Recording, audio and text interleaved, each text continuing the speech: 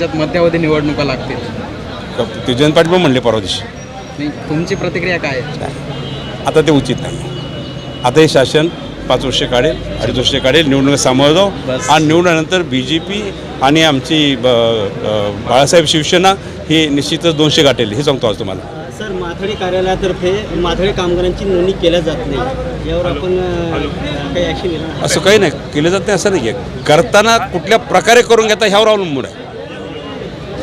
नियमात न करा, कुठं नोंदणी मला सांगा.